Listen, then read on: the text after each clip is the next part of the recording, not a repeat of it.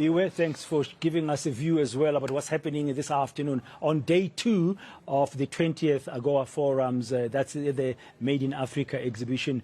The Minister of Health, Dr. Joe Phaahla, has concluded his co-chairing duties inside in one of the breakout sessions, which this one was focusing on fostering and enabling environments in terms of expanding the health commodities manufacturing. A short while ago, as you saw, we had Dr. Stavros Nicolaou from Aspen. He was part of that discussion as well, sharing his views from a private business perspective about the importance of this sector. Minister, welcome to eNCA, and thank you very much for your time this afternoon. You have a very busy schedule. How was this panel discussion? Let's start there first, an overriding question. How did it go? Well, the panel discussion went very well. It was the first time that as a health sector we were actually involved, very actively in AGOA discussions. We had with us as my co-chair, it's a distinguished gentleman from the U.S. government side, and of course we had a number of panelists, experts in the area of health products and manufacturing, and quite a lot of active, contributions from the floor as well. So it's really about the future, because up to now the healthcare sectors, the health manufacturing sector has not really been part of the original AGOA, let's call it that, which is now 20 years old. But this is really about the way forward. It definitely is about the way forward, and thanks to my colleague, the Minister of Trade and Industry, Minister Patel, for bringing this aspect of health manufacturing, because we now have to find our way into this AGOA, dispensation, and see how we can also make sure that the health industry also benefits, because it is a huge industry. And just to indicate, for instance, that notwithstanding the fact that we have not formally been part of AGOA, but if you look at a whole area of health products, we already have very active, trade relations with the U.S. in health products. So they are importing some African health products? At this stage, it's us buying. So the question is, what are the things? So that's a slight area of discussion. Yeah, that I mean, you need access in the American market. Yeah. So we're going there. It's going to be not a quick one in terms of accessing the American market. What we are looking at is taking some of the expertise from their companies to empower, to share technology with African manufacturers. Okay. So the immediate one, once we have improved, yes, we would also then be able to compete for that market. Minister, to come in there, we'll come back to this. We just have to take our viewers to Cape Town now. We're also following the Springboks, who are being celebrated in Cape Town. I'm told their bus has just arrived in Pontehevel. Let's take our viewers there and have a watch, and Gareth Edwards will guide us from the studio about what's happening in Cape Town.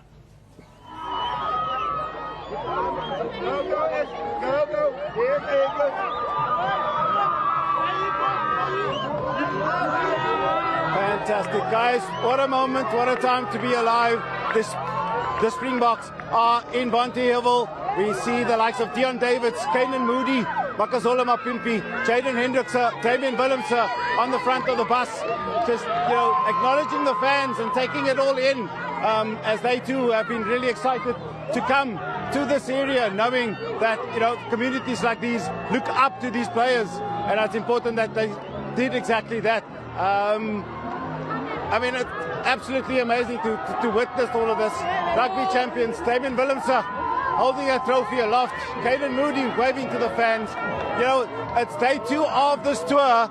These players must be tired, but at the same time, I think it's another level of energy that they get when they see these fans running along the bus, cheering, shouting for them, seeing the signs. Just joined again here by the Ward Councillor Angus McKenzie. Angus, the Boks have arrived. What a time to be alive. Fantastic to see the community of Pontehevel stand together during this time.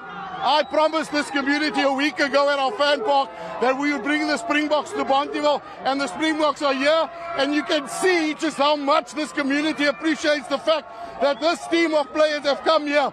These people have been supporting them non-stop from the start of this tournament, week in, week out, and this is the thanks that we get. We're hugely appreciative about it. Fantastic. Enjoy the moment, Angus. Murray, I'm going to ask you just to look at them as we see, just the fans. The bus is moving quite fastly through the community, knowing that they have, to catch their flight to Durban for day 3 of this rugby tour, or at least the Springbok Trophy tour. But fans definitely out in their numbers, Bratan, super excited to finally see their heroes in the flesh. Fantastic moment without a doubt.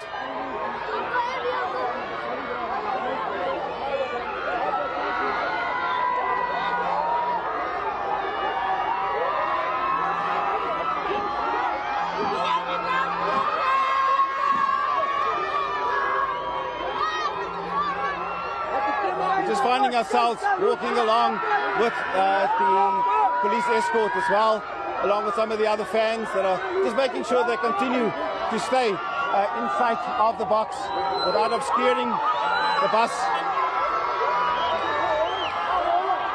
And we're going to ask Mario just to hold on. And we see Andy Cahoon and Zenit, as well as the masseuse Greg Daniels. Are you Greg? Fantastic moment here. Absolute mayhem at the moment. No control, but understandably so, Bradan. These people have been waiting, I've been told, since midday to witness the heroes, and they are finally here in Bonteheuwel.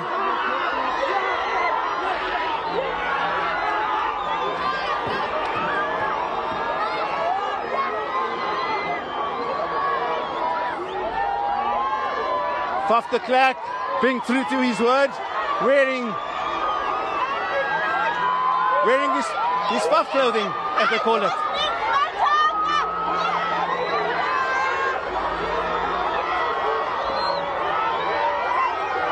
I think we need to just take this moment in, Bratan. Rugby World Cup 2023. 4-time champions of the world, the Springboks. Back-to-back winners, making history to be that first team to win 4 World Cups. I see massive smiles, I see tears as the fans see the players they never imagined seeing in their lives. Many of these kids won't have the ability to go to a Cape Town stadium to watch the Springboks play, or even watch some of the local players in the Stormers camp. So to have them here in the streets, Jakkelsvlei Avenue to be exact, definitely a moment to remember for all these people wanting to be seen on camera, wanting to take the mic from me. But what a special moment.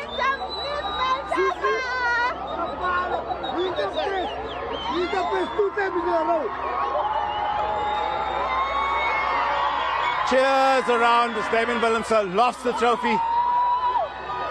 Still flanked by Jaden Hendrickse, Kanan Moody, and assistant coach Dion Davids.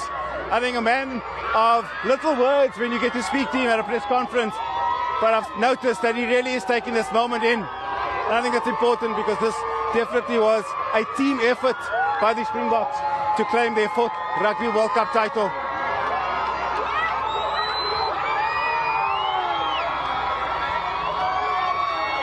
I know quite a few communities will be disappointed.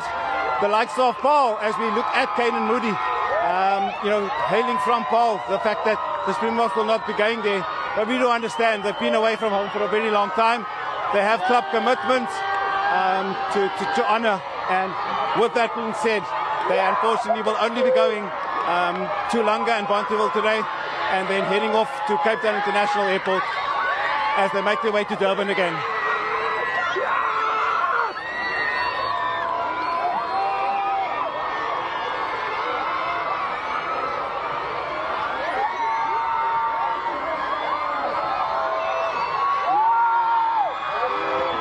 Right there in the street stretches probably for another kilometer, and I think this is the kind of reception that these fans will get, or at least the players will get, as they continue to make their way through Bonteheuwel, exiting here and making their way onto Valhalla Drive, and then onto Robert Sobukwe, and hopefully onto the N2 to the Cape Town International Airport.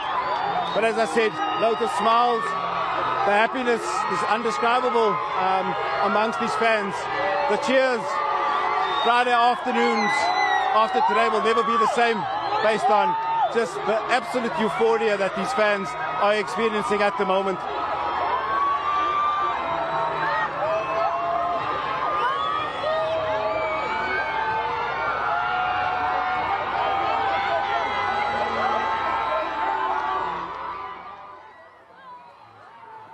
Thank you very much, Justin Ford there. Wow, Bonteheuwel exploding this afternoon. They've been waiting for hours, as Justin Ford was telling us there, to welcome the legends who are in town now, the heroes, the Springboks, celebrating with them this important victory. Of course, this is day 2 of the Springbok victory tour, having started yesterday here in Gauteng, being in Pretoria, Johannesburg, Soweto, and now, of course, it's at 10 of Cape Town. And tomorrow they're heading off to eThekwini, Durban, before the last leg will take place in East London. Thank you very much, Justin Ford. But here at AGOA, the 20th AGOA Forum meeting, it's day 2 today. Tomorrow will be the last day.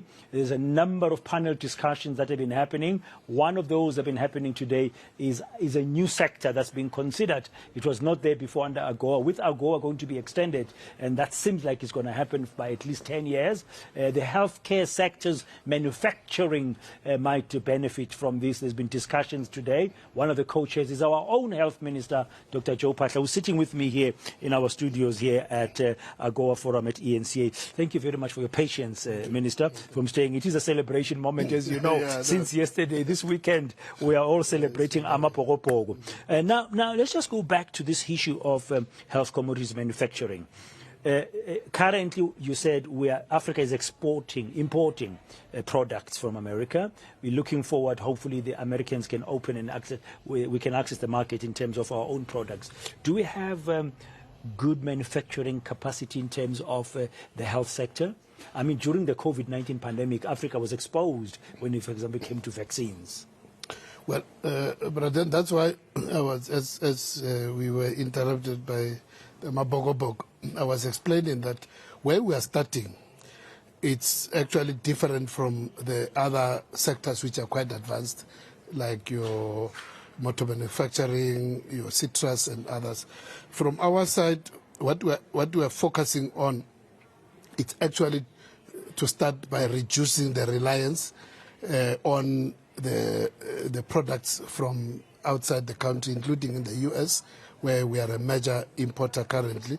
So we're looking at using this relationship to fast-track the capacity of African countries to set up and accelerate their capacity to manufacture, to then fast-track the relationship with US companies in terms of technology and knowledge transfer, so that in the immediate, to help us improve our capacity.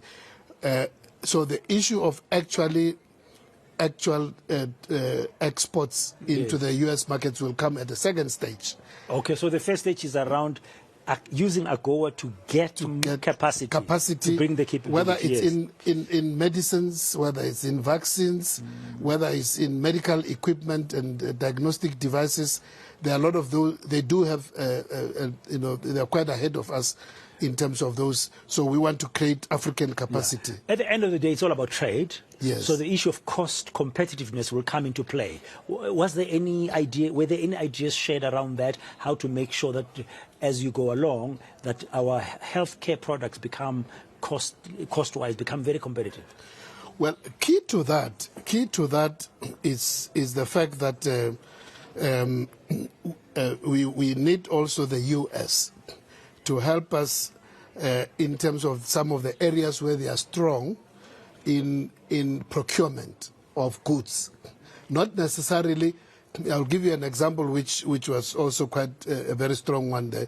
If we talk about in the pharmaceutical industry, we have a situation where the U.S. on its own is a major contributor to a fund which was established by the presidency of the U.S. called PEPFAR, which helps us in the fight against HIV, tuberculosis, malaria. They are also a major contributor to another fund called the Global Fund, which procures a lot of all these commodities. But what is happening now, which is the start of where we want them to help us, they bring billions of rands and dollars into the African continent.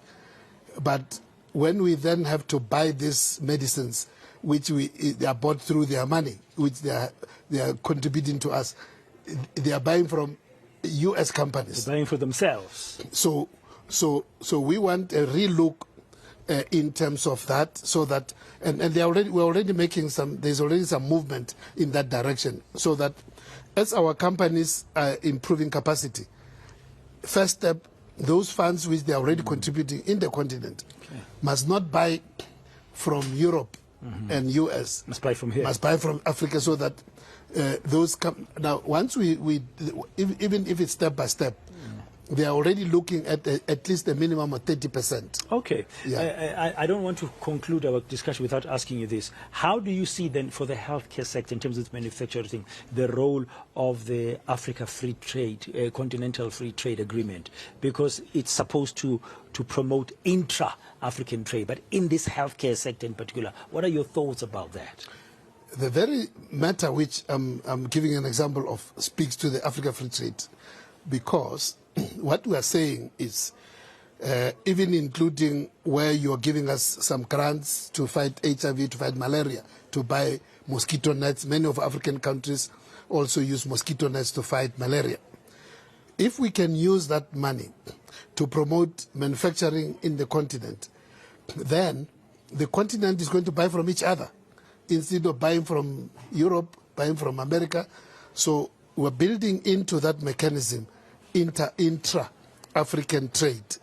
And we're even saying here that for us to maximize on that, we shouldn't be competing amongst ourselves, going to the US and say, buy from us. Yeah. We will produce Panado. And then Lesotho says, we've got Panado, buy from us.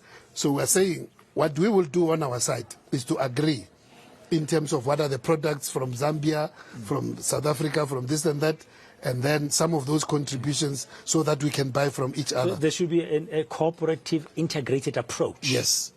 That's what we are looking at, to say we must agree, we must negotiate, to say in Southern Africa, for instance, who's already strong in ARVs, antiretroviral treatment.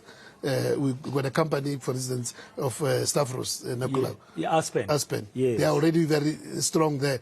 It wouldn't be of help if we say the American fund, buy from Africa.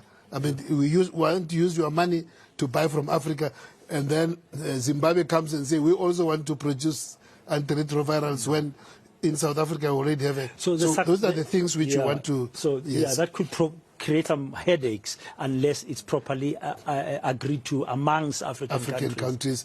But we will be contributing to this intra-African trade. Okay. Make sure we buy from each other. Are you hopeful, as we conclude, Minister, that this health manufacturing sector will actually benefit from AGOA, that it will be taken into account when AGOA is extended? I'm very positive, because it's also not just a standalone. It's supported by discussions also at various levels, at World Health Organization, at the UN and G20. We are sitting with the US there, G20 as well. Just 2 months ago, we're together in India as health ministers. So this matters. So it's not just while we're talking as Africa and the US now, but there's also developing countries which are putting a lot of pressure to say, let's share these technologies, let's make sure that the flow of funds is not all to the developed countries. So because of that multilateral system which is putting pressure as well, I'm very optimistic that this just falls right in track in terms of what is being discussed even in other forums. Dr. Joe Phaahla.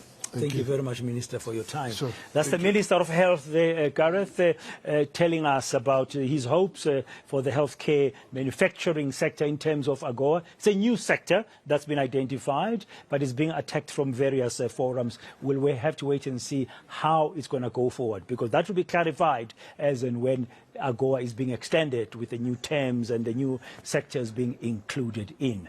Well, this is it here. It's for this hour on today here at AGOA. After 5 o'clock, I'm going to be joined by a professor who's written a very interesting article looking at AGOA as a tool that America is using in Africa to counterbalance the increasing influence of China. It's going to be very interesting to hear the views there about what exactly is happening. So we're going to take a short break now. This is Today on eNCA DSTV Channel 43. I'm at AGOA and Mr. Gareth Edwards is in Hyde Park.